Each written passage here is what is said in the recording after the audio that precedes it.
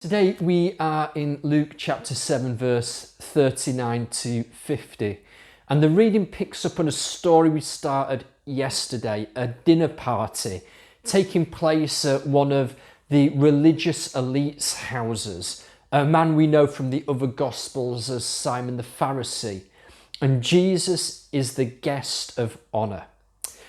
Now, Simon, being a Pharisee, would have made sure that every single element of the meal was perfect, because every element would have been controlled by the religious rules and regulations that he followed as a Pharisee. For example, kosher food, the right sort of clothing, things cleaned in the right way, the right sort of people.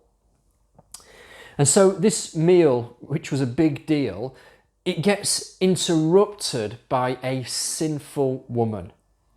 And she washes Jesus's feet with her tears, she dries them with her hair, and anoints Jesus with expensive perfume.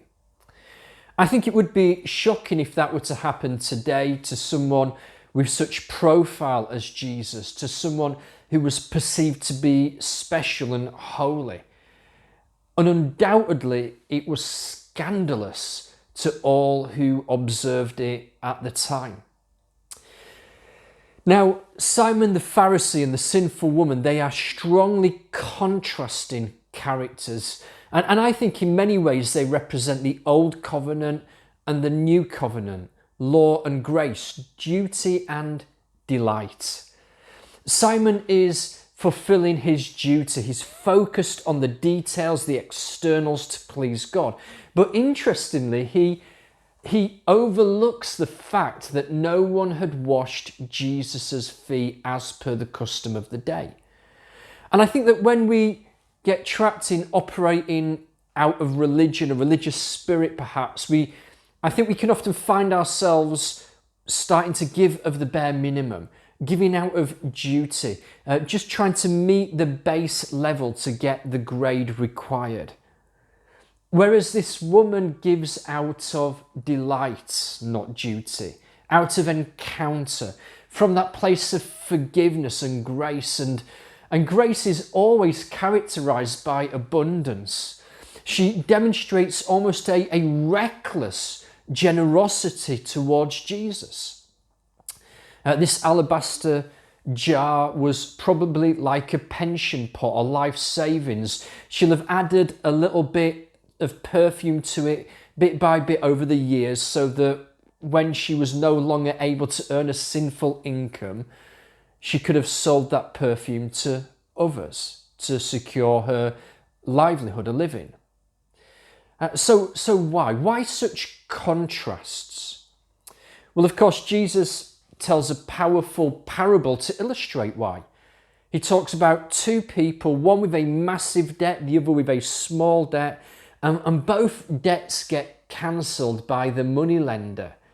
Jesus asks Simon, who will love more? And of course, the answer is blindingly obvious. The one forgiven much loves much. And for me, this is such a powerful example of the reflex principle that I talk about all the time. You have the input, the stimulus, and then the reflex with the outcome. If you're poked in the eye, the input, the stimulus, you will blink. It's natural. And whenever we get a revelation of just how sinful, how broken we were when we encountered Jesus, whenever we get a fresh glimpse of how helpless we were to save ourselves and change ourselves, whenever we see afresh the love of God displayed on the cross for us, that someone like him could do something like that for someone like me, it's mind-blowing. When we encounter afresh his grace, we reflex. That's the gospel stimulus. The input. When we get that input, we reflex with devotion, with worship. We fall at his feet.